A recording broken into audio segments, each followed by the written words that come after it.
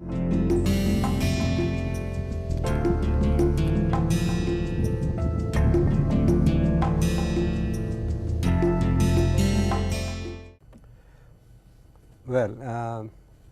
this is the third lecture on population of India. In the first lecture, I talked about changes in size of population, changes in growth rates of population, and sex ratio.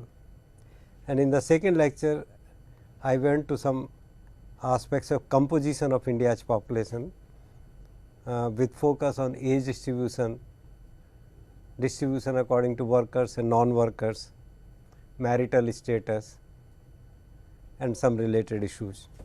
We discussed at length the idea of age pyramids and what do age pyramids indicate, and how do changes in birth and death rates form the shape of age pyramid.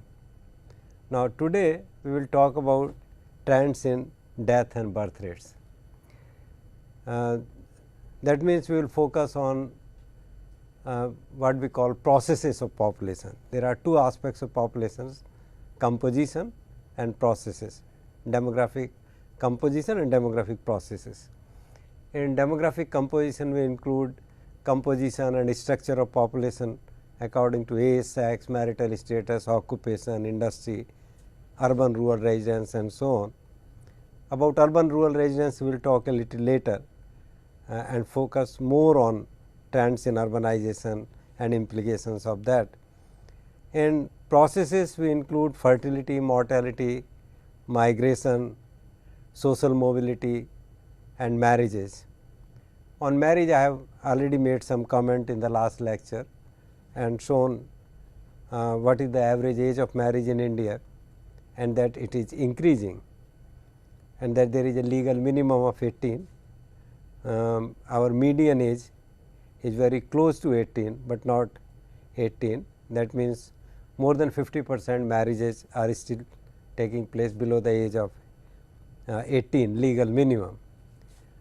We will talk about migration a little later, and normally in India, demographers seldom talk about social mobility or occupational mobility and issues related with social stratification.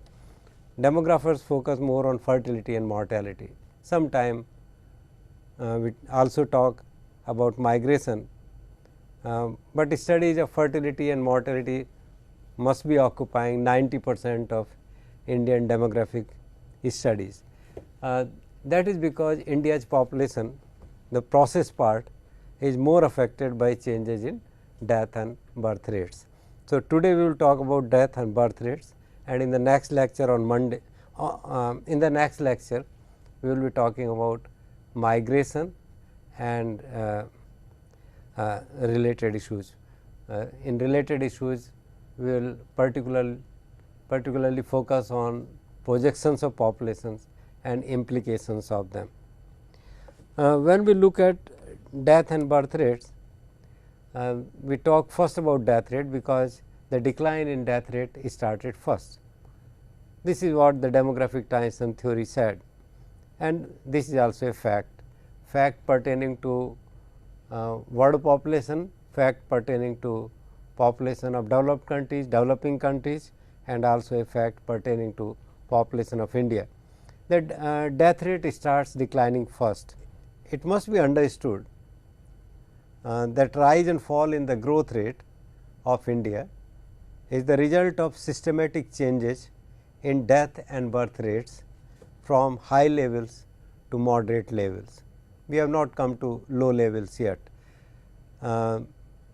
In the beginning of the last century, crude death rate and birth rates of India were in the vicinity of 50 per thousand population, which was maximum. The maximum birth rate normally observed in any country are in the vicinity of 50 per thousand population. In terms of average number of children, this gets translated into a total fertility rate of about 7. In India also, it is believed that 6 to 7 was the fertility rate. Death rate started declining in the first decade itself, but in the second decade due to influenza epidemic around 1918, death rate for decade 11 to 21 rose to a higher level, and that is why population of India experienced a negative growth rate. But otherwise on a long term basis, death rates have started falling in the first few decades of the last century, and by the year 41 during 31 to, and these are all tentative estimates. We did not have very good record keeping at that time. One can say that during the decade 31 to 41, death rate in India had declined to 31, and that was mostly due to control of infectious diseases. After that, due to socio-economic development and efforts made by the government of India to provide health facilities to general population, mortality rate started declining further. So, death rate reached the level of 31, around 31 by 1941, and it started declining further. The crude death rate of India during 1971 to 81, which is more accurate. Now, we have figures from sample registration scheme, which are more accurate figures, though not 100% accurate. The crude death rate in 71 to 81 was 15, less than one third of what it was in the beginning of the century, and it has declined to 7.4 in 2008.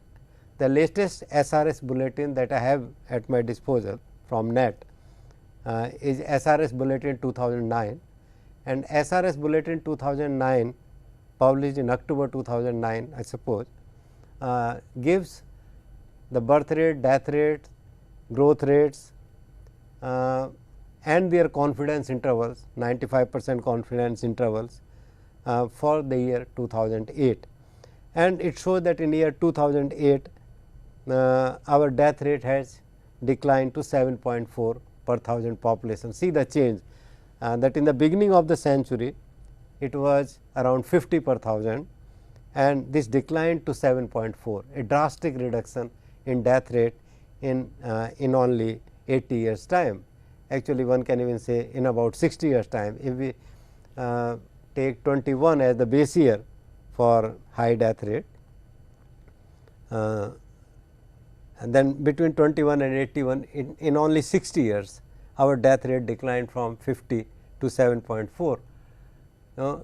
This was the point I was making while commenting on growth rate of population in the developed countries earlier, that what the developed countries did in about 300 years time, say their death rates started declining around second part of 18th century and continued to decline. For some countries, even in the beginning of 18th century, death rates had started declining. So, from 18th to 18th full century, 19th, 20th century, death rates continue to decline. Even now they are declining, life expectancy is still increasing. So, they took about 300 years time or at least 250 years time for life expectancy to increase from a low level of around 20 to a high level of around 80, and for death rates to decline from around 40 or 50 to the present low levels of 6 or 7 or 8. In India, this became possible in only 80 years time, or even less than that, 60. If we say that the major decline occurred between 21 to 81, because between 11 and 21, as I said, influenza epidemic raised our death rate temporarily. So, in 60 years time, on the front of death rate, we have achieved what the developed countries took 300 years to achieve, and that explains why the developed countries did not have this population explosion problem ever, which our country or countries of less developing region had. Life expectancy, which was around 20 in the beginning of the century, rose to 31 in 31 to 41, 50 in 71 to 81, and has now gone up to 64 for males and above 66 for females. SRS does not calculate life expectancy directly, but there are technical methods by using analytical methods and age specific death rates from SRS and from other sources using indirect data of census and surveys. Different demographers have made estimates of life expectancy for males and females. I think for students like you, it will be good to depend on estimates provided by World Health Organization. So, if you go to World Health Organization site, you find life expectancies for all the countries of the world for which reliable data exists, and they have included life expectancy for India also. India's life expectancy today is around 64 for males and 66 for females. So, see the increase in life expectancy from 20 to 66. Now, after that, so this part decline in death rate from 50 to 7 and increase in life expectancy from 20 to 66, this explains why population of India started growing at higher and higher rates up to 1951 at rate 1% and after 1951 at rate more than 2%. After that, decline in birth rate followed. Crude birth rate too declined in the 20th century. However, it remained above 40 till 1971. So, despite the fact that India was the first country to launch family planning program officially in 1951 or 1950 whatever, in the first plan period itself, or independently you can say as soon as we became independent, thanks to vision of the then Prime Minister Jawaharlal Nehru, extensive, who wrote, it is quite interesting to see if you read his Discovery of India, there are several pages devoted to demographic transition theory. When I read Discovery of India, being a student of population, I was surprised how much Jawaharlal Nehru knew about demographic transition in the developed countries. So, people like Jawaharlal Nehru, Gandhi and those others associated with planning commission, Congress, planning committees, they were all in favor of population control. So, as soon as the country became free, we launched an official family planning program. But result in terms of birth rates, this family planning program did not produce much results during first 2 decades, and till 1971 our birth rate remained above 40. It started declining only during 1971 to 81. Presently, it has come down to 22.8, and there is evidence that it will decline further. So, birth rate, which was also around 50 in the beginning of the last century, has come to a level of 22.8. Death rate has come to a level of 7 and birth rate has only come to a level of 22. There is a difference of 15, and that is why we have a growth rate of 1.5% per year. Total fertility rate or average number of children declined from 6 to 7 in the beginning of the last century to 2.68. National Family Health Survey for 2005-6 gives age specific rates, age specific fertility rates, on the basis of which by adding 5-year age specific rates and multiplying the sum by 5, you can calculate total fertility rate. The total fertility rate for India as a whole comes out to be 2.68, and as I have been repeating that replacement level fertility is 2.1. We are yet to reach replacement level fertility of 2.1, but 2.68 is not bad. So, we are doing reasonably well, looking at the fact that we are a developing country, democratic country, level of poverty is still very high, illiteracy is high, number of illiterate persons has hardly declined during last 50 years. So, keeping in view and the remoteness of areas in Jharkhand, Chhattisgarh, northeast, considering everything, it is not a small achievement. Our growth rate may have not declined, but that is more because death rate has declined more than birth rate, but total fertility rate has also declined to 2.68. but there are some states where total fertility rate is still quite high. UP and Bihar are two extremes. In UP you have a fertility of 3.82, and in Bihar the highest fertility in terms of total fertility rate is for Bihar, which is 4.0. That means theoretically speaking, if these rates continue, then Bihar's demographic scenario is such that in the next generation, means at a gap of say 23 or 24 years, the population of Bihar would be doubling.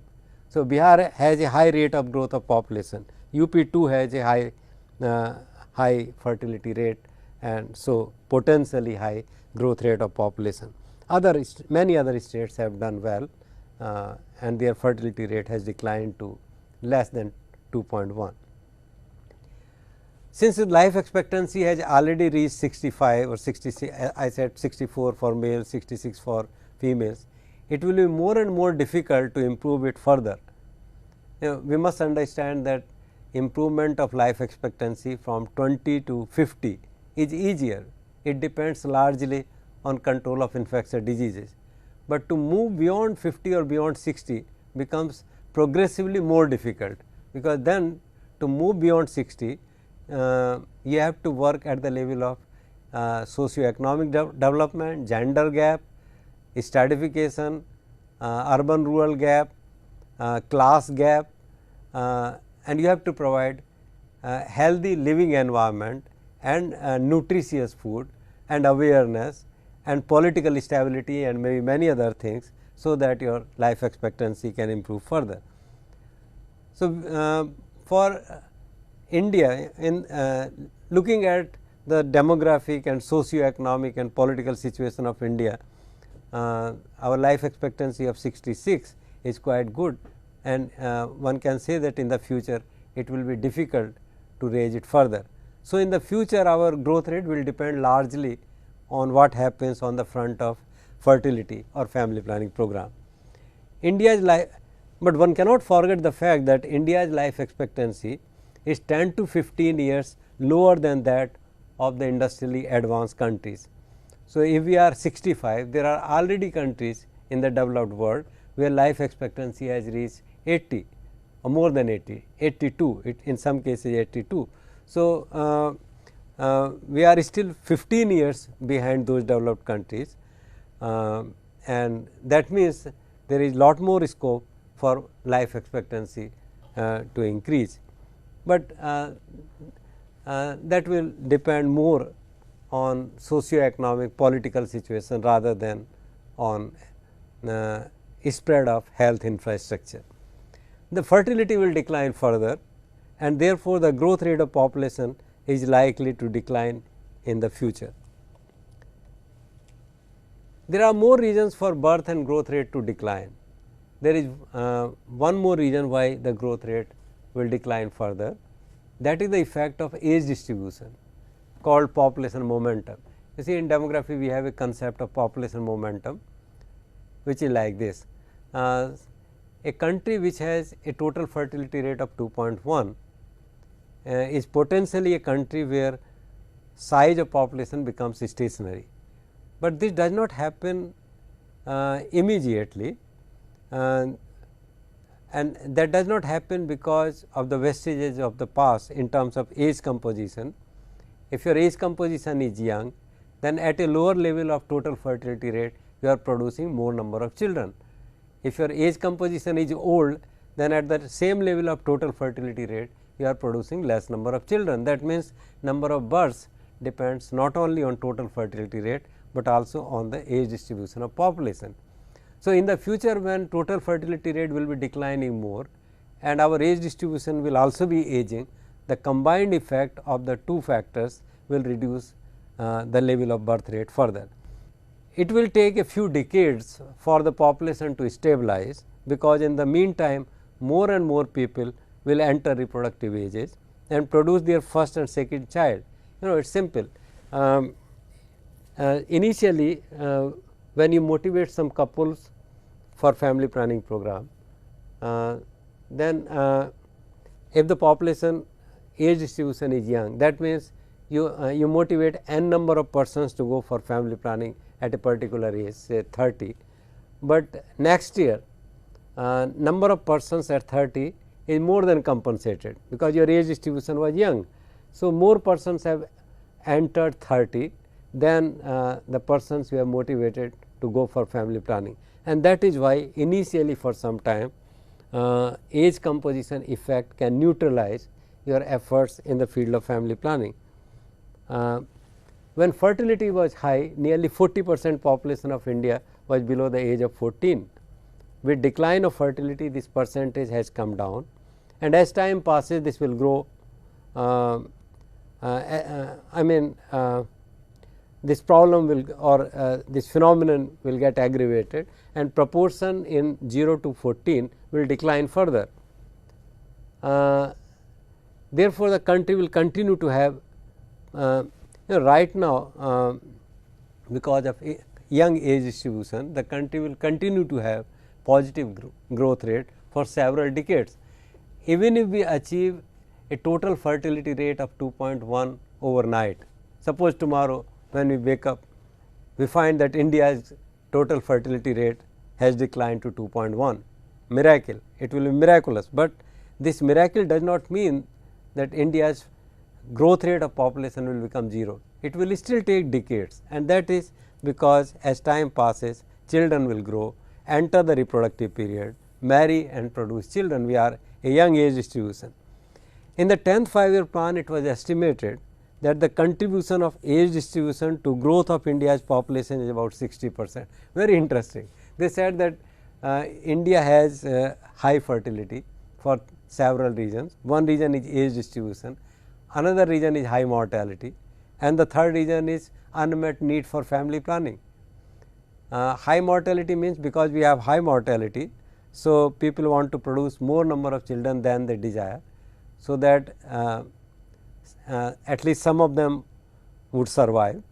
That is the effect of mortality. That means if child mortality declines, if infant mortality declines, and people are sure that if they produce 2 children, both of them will survive, then they need not produce 3 children, they will produce only 2. There is 20% contribution of this high mortality. There is 20% contribution of unmet need for family planning. There are several couples, 20%, you can say there are around 20% couples in India who do not want to produce any child further, but due to want of acceptable, convenient, safe method of contraception of their like, they are not using any family planning method. If you look at statistics of family planning in India, then an overwhelming majority of people are using sterilization, and that too female sterilization, which a fact which is also connected to what in sociology you call patriarchal society. We are a patriarchal society, and if we want to go for sterilization, we force our women only to go for surgical operation. We think that it will not be wise or safer for men to go for surgical operation, though the fact is that male sterilization is much simpler, it is 2-minute job as compared to women's sterilization. And third factor is age distribution. I was surprised to read in 10th 5-year plan that there is 60% contribution of age distribution. There is 20% contribution to high fertility, of high mortality, 20% contribution of unmet need for family planning, and 60% contribution of age distribution. Well, I have an interesting quote for you. This is from 11th 5-year plan. Considerable achievements have been made over the last 6 decades, means after independence, in our efforts to improve health standards such as life expectancy, child mortality, infant mortality, and maternal mortality. Smallpox and guinea worm have been eradicated, and there is hope that poliomyelitis will be contained in the near future. Nevertheless, problems abound. Malnutrition affects a large proportion of the population. malnutrition affects a large proportion of children. An unacceptably high proportion of the population continues to suffer and die from new diseases that are emerging, HIV or now you know about dengue and you know about swine flu. These are encephalitis, Japanese encephalitis. There are many new diseases apart from continuing and new threats posed by the existing ones. Pregnancy and childbirth related complications also contribute to the suffering and mortality. So, we have to do a lot on the field of reduction in death rate. This is overall situation, but overall situation presents a quite optimistic picture in terms of life expectancy. We have risen from 20 to 66, and in terms of birth rate, in terms of total fertility rate, we have achieved 2.6. We have come down from 7 and our birth rate has come down to around 15. It is not a mean achievement. This is at the national, but I also said that there are some states in the country like UP and Bihar. Bihar has a total fertility rate of 4. So, Bihar and Kerala present two contrasting pictures within the country. So, it becomes important for us to look at regional diversity in birth and death rates. I have produced a table for you which presents the SRS, means sample registration scheme estimates of death rates, birth rates and natural growth rates for different states of India, separately for rural and urban areas for the year 2008. It also presents the estimates of infant mortality rates for different states. Natural growth rate is simply the difference between birth and death rates. The table clearly demonstrates that there is a large variation in birth rate in different states of India, and variations in death rates are comparatively small. So, almost all states have achieved lower levels of death rates, but birth rate differences remain. The table also shows that there are significant variations in birth and death rates by urban and rural residents. So, in each state you find that birth and death rates in urban areas are lower than birth and death rates in rural areas. As a rule, urban areas have lower birth rates as well as death rates. Yet, since the urban rural difference in birth rates is larger than in death rates, urban areas show a lower rate of natural growth than rural areas.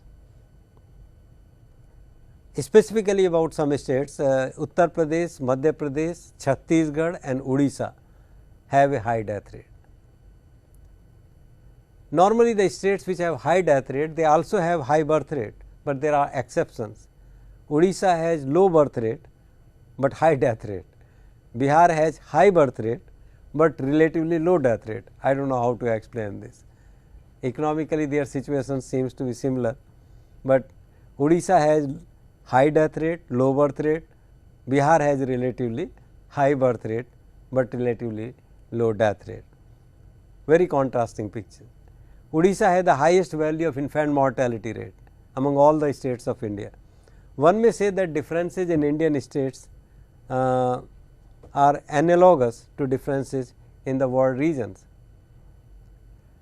Demographically, Kerala constitutes the Europe of India, Odisha, Uttar Pradesh and Bihar constitute the Africa of India. There is a need to fight the spatial differences in demographics. The political unity of India will depend heavily on the extent to which we can curtail the demographic diversity between different states and union territories. I remember Professor Bose often saying that if you take per capita income, it is income divided by population.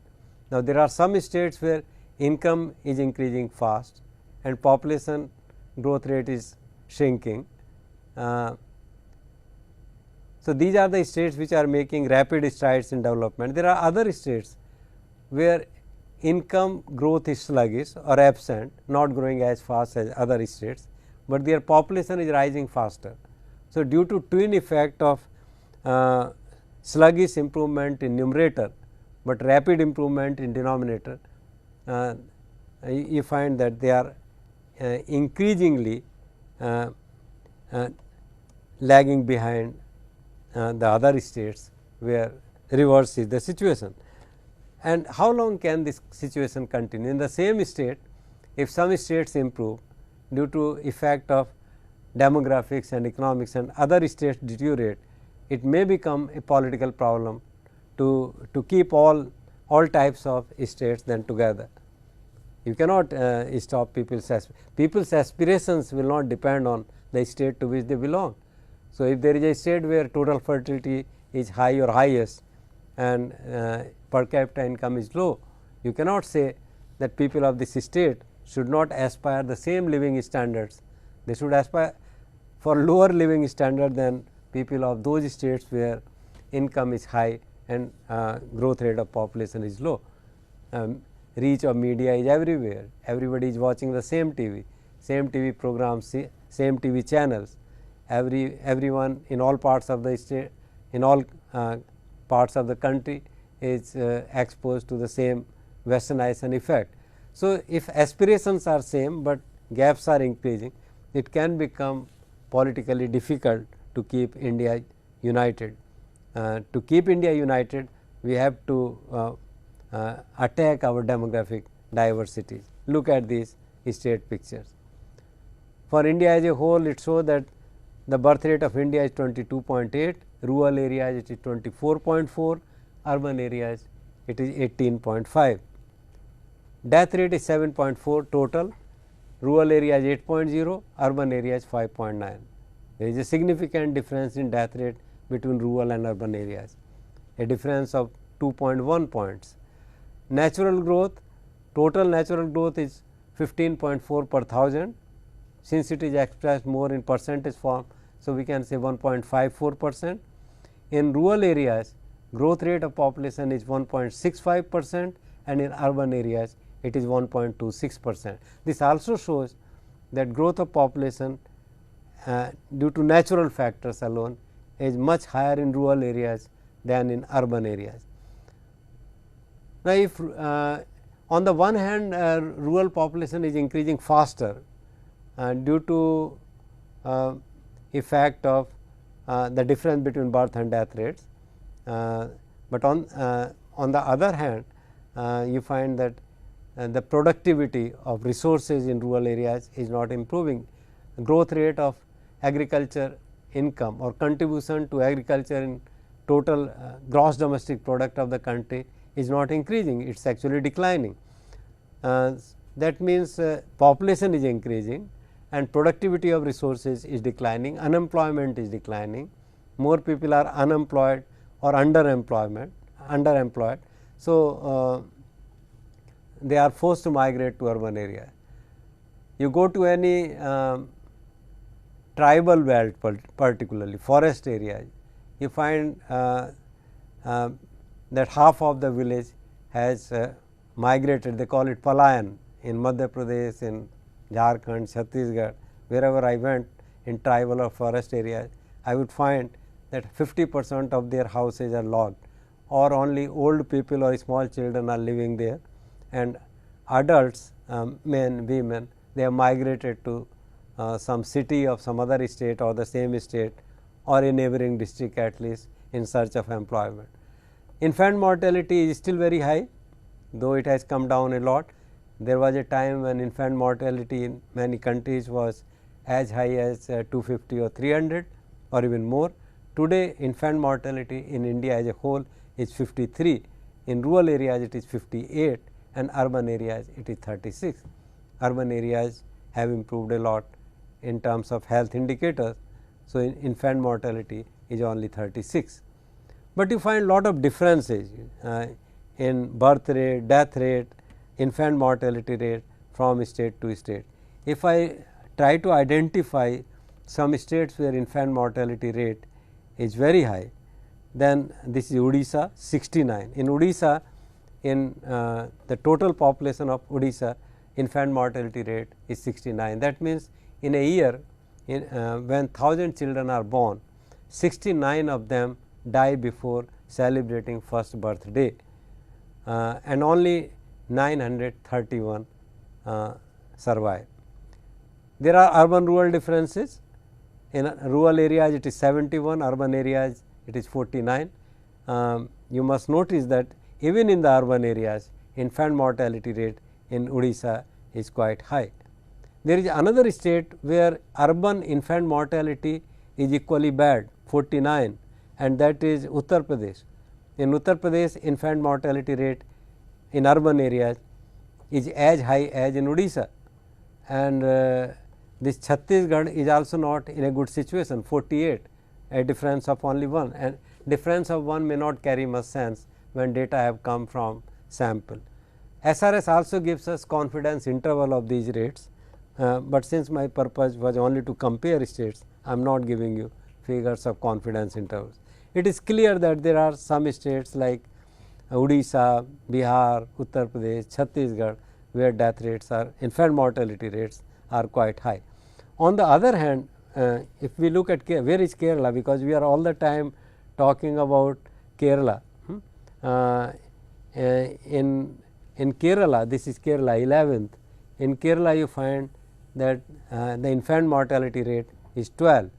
In rural areas, it is 12. In urban areas, it is 10. There is another smaller state, Manipur. In Manipur, you find that the infant mortality rate in urban areas is as low as 8. So, if we take infant mortality rate of developed countries like Japan to be a standard, where only 1 or 2 children die during infancy, then our Manipur state is very close to achieving that level. But there are other states like Odisha or Chhattisgarh or Uttar Pradesh, where infant mortality has lot of scope to decline. Something has to be done about these states in particular, so that their infant mortality rate can decline. And when infant mortality rate will decline, this will provide encouragement to couples to produce a smaller number of children. Now, there are negative implications of growth rate, there are positive implications of growth rate. Among the negative implications of growth rate, we have seen that after independence, population of India grew at rate more than 2% per year, which means high demographic investment. That just to maintain the same level of per capita income, you have to make huge investment in economy. In a poor economy in which consumption requirements are not satisfied for a large proportion of population, you have to make huge demographic investment even to remain at the same level. So, rough calculations would show that if capital output ratio is 4, in industry it is 4 or more, then if a population is increasing at say 2.25% per year, then 10% of your investment is required just to maintain the present levels. If your economy invests about 10%, you remain where you are, there is no change, no improvement. And this explains why after independence, for a long period of time, we had a rate of growth in per capita income of only 1% per year, which some people called Hindu rate of growth. It was in only 9th 5-year plan, and then in 10th 5-year plan that we became un-Hindu, and our growth rate of per capita started improving. Otherwise, we remained Hindu for a long time. Then those who claim that population growth is bad for development, they may argue as follows: if the national income or total value of goods and services produced in a country grows at 2.5% a year, and the population also grows at the same rate, in terms of income per capita, the country will remain where it is. This had serious implications for Indian society. The issue to what extent high population growth can hamper development, however, is controversial. Development is a factor which is influenced not only by demographics, but also by ethical, ideological factors, resources and state policies. So, this is what I was saying, Hindu rate of growth. We have had Hindu rate of growth for several decades, but there are positive, but there are some positive effects of population growth also. Among the most vocal persons was one Julian Simon, a professor of business administration at the University of Maryland, who argued that in the short run positive growth rate of population may hamper growth of national income in per capita terms, but in the long run, say after 20 years or so, the population is going to gain if it has positive rate of growth. In case of India, India has had ambitious economic plans and declarations on the part of political leaders that India is fast catching up with the West, and this has created aspirations, but it has also produced more inequalities. Our economic planning has produced more inequalities or exclusionary growth. That is why 11th 5-year plan says that we must go for inclusionary growth, and the gap between those working in organized sector, mostly in big cities, and those working in unorganized sector is that there are 7 states which have already reached below replacement fertility. They are Andhra Pradesh, Goa, Tamil Nadu, Kerala, Himachal Pradesh, Punjab and Sikkim. There are 3 other states that have replacement level fertility, and there is a need to examine in depth what factors have led to below replacement level fertility in these diverse states. Another issue is whether in these states fertility will stabilize at the present low level or it will continue to decline further, or are there some states or some pockets where they are going to experience the third transition, means some improvement in fertility after it has declined to a low level. The Himachal Pradesh model can be worth considering. It has lowest incidence of domestic violence, highest contraceptive prevalence. What has made all this possible in Himachal Pradesh? Knowledge and availability of family planning methods are universal, and the unmet needs of family planning are minimum. But ironically, Himachal Pradesh is not at the top in terms of improvement in infant and child mortality, antenatal care or institutional delivery. It also has lowest level of urbanization. My hunch is that perhaps in Himachal Pradesh, rate of abortion must be high. Somebody has to study in depth the Himachal Pradesh model, why despite certain adverse socio-economic conditions, Himachal Pradesh has joined the group of below replacement fertility recently. Now, there are some causes of transition. Demographers say that it has related to individualization, increasing freedom of women, increasing pension benefits or social security program, lessening your dependence on your children, and migration and economic deprivation in some cases can also cause low fertility. One of the interesting aspects of fertility is that in the country as a whole, if you look at those who are high school pass, women who are high school pass, their total fertility rate has already gone to below replacement level. So, perhaps education of women is a major factor. This diagram shows the differences in total fertility rate, which I have already commented upon, and the diagram is obvious. In a state like Uttar Pradesh, where fertility is high, you can my guess is that one of the reasons is high dropout rate. You see, enrollment rate in age group 11 to 14 among girls drops to 46. Initially, it is 109. That means, initially in age group 6 to 11, most girls or all girls are going to school, but by the time they reach 11 to 14, more than half of them drop out. So, enrollment rate reduces to 46.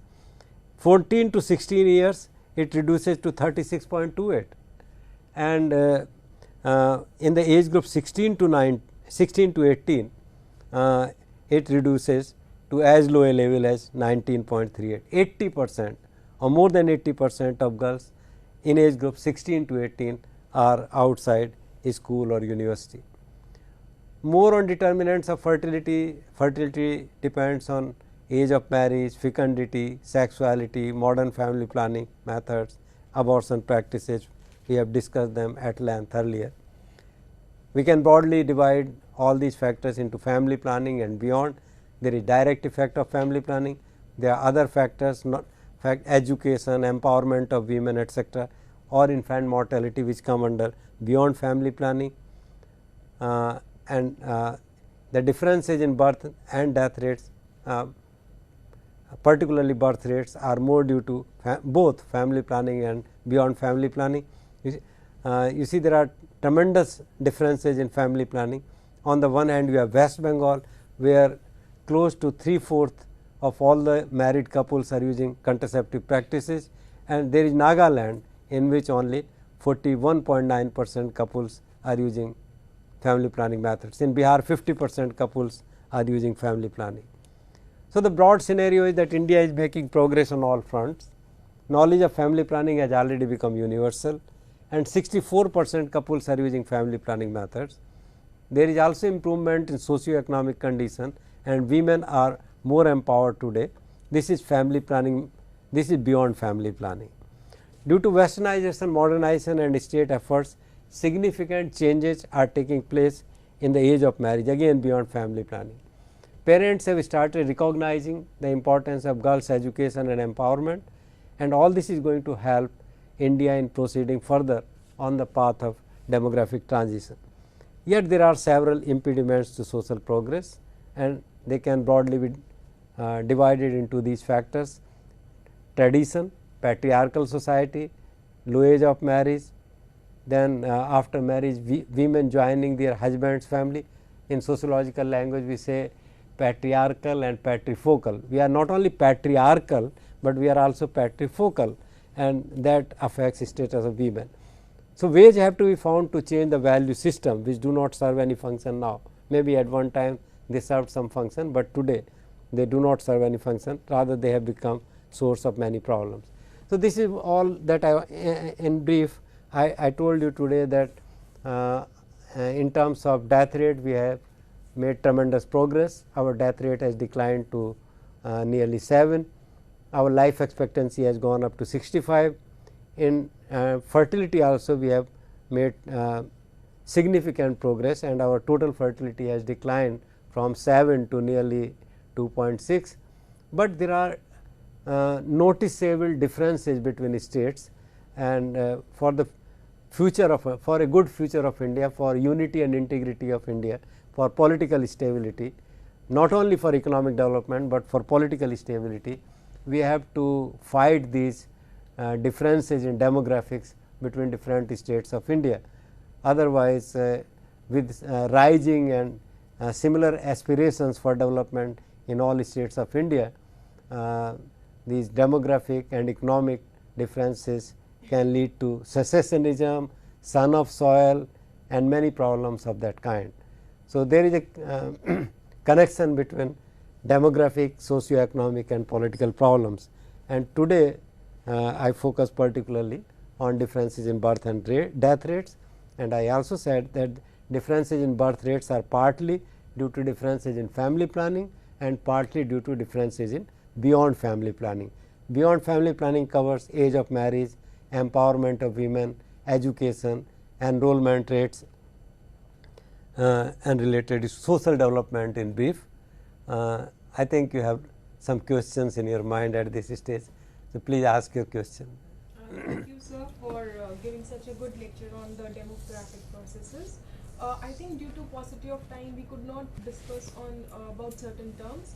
So, my first question is, what exactly is natural growth rate, and how is it estimated, the natural growth rate? Okay. You see, there are two types of growth rates. One growth rate which is estimated from population data obtained from censuses. In censuses you have figures of population at 2 census dates, and by using either simple decadal growth rate method, population say population in 2001 minus population of 2001 minus population of 1991 divided by population of 91 multiplied by 100. The usual method of calculating percentage increase in population, that is called decadal growth rate. And if you divide that decadal growth rate by 10, you get something like % increase per year, because there is gap of 10 years at which census is conducted. That tells us that overall every year on the average what percent of change is taking place in the population. Natural growth rate has a different connotation. This natural growth rate refers to difference between birth rate and death rate. Now, this birth rate and death rate, when SRS gives you a natural growth rate of 1.5, it means the birth rate of 2008 minus death rate of 2008. It is not for a decade. Since in 2008 birth rate is much lower than the birth rate that may have been during the period 1991 to 2001. So, you will have a lower natural rate of growth. In absence of migration, natural growth rate and growth rate of population will be same. So, if India's population is not affected by international migration, then the natural growth and overall growth rate of population will be same, and which is the case. So, you can better rely on SRS figures rather than census figures. Census figures tell us about the decade and SRS figures tell us about the contemporary situation.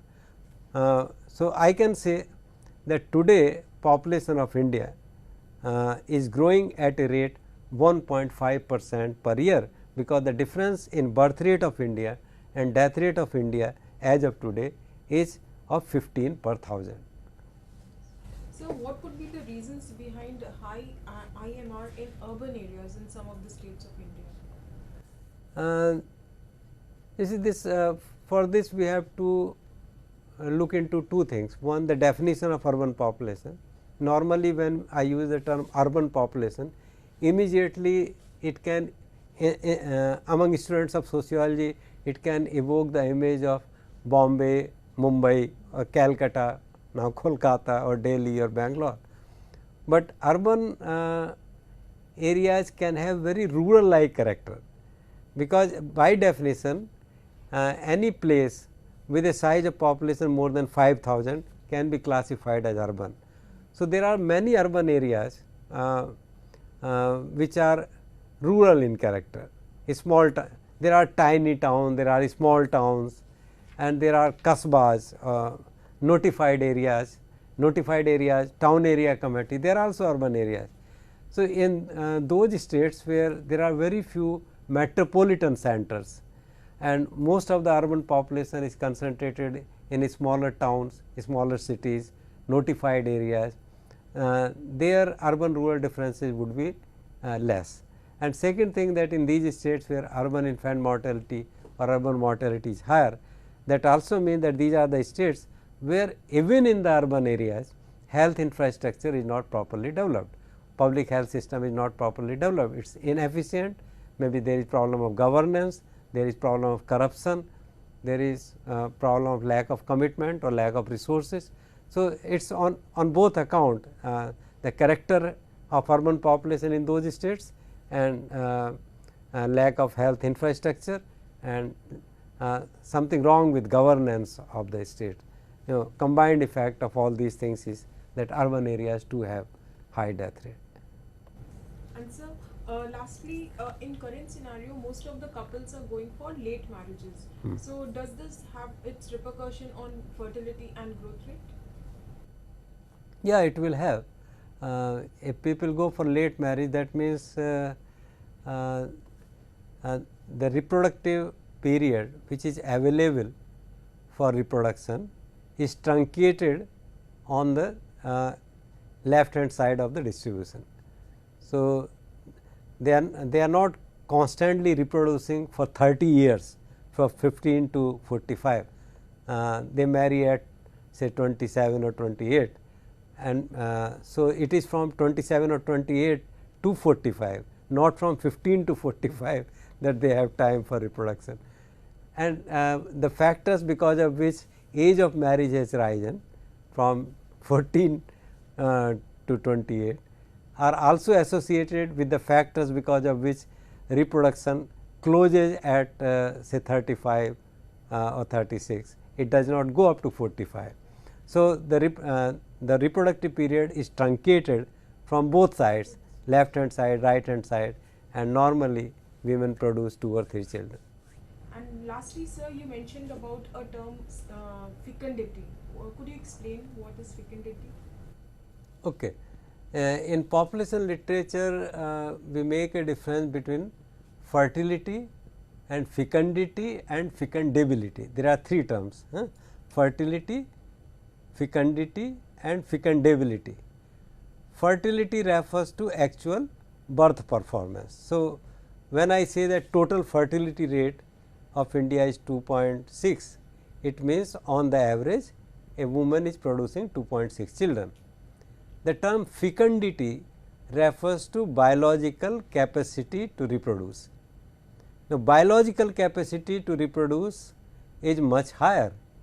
The other day using the model of Bongard, I was saying that as far as capacity to produce children is concerned, theoretically a woman can produce 40 children in entire lifetime. So, this fecundity is biological capacity to reproduce. It may not be 40 children, it may be 30, 25 or 20, but whatever, or at considering socio-cultural and all kinds of factors, say 15. So, fecundity is 15, fertility is 2.6, that is the difference, which shows that if fertility is declining, it is not because biological capacity to produce babies is declining. No, actually with changes in certain cultural factors, like now women spend more time with their husbands, there is improvement in nutrition leading to reduction in spontaneous abortions, etc. So, biological capacity to produce babies is increasing, but total birth performance is decreasing. Fecundity is increasing and fertility is declining. And the third term, fecundability, refers to probability of conceiving probability of conceiving during a month of exposure. Means if husband and wife are living together and they are having sex, then in a month what is the probability of getting conceived? Usually that probability of getting conceived, that depends on so many behavior patterns, but we can take it to be around 0.3, which means that if husband and wife are living together, then on the average waiting time for conception would be around 3 months or 3.5 months. So, these are three different things. When demographic transition is occurring, it is not because of, it is a good question you ask, it is not because of decline in biological capacity to reproduce children, it is more because of use of family planning or beyond family planning things, empowerment, or ultimately conscious limitation of family size, that fertility is declining. Thank you.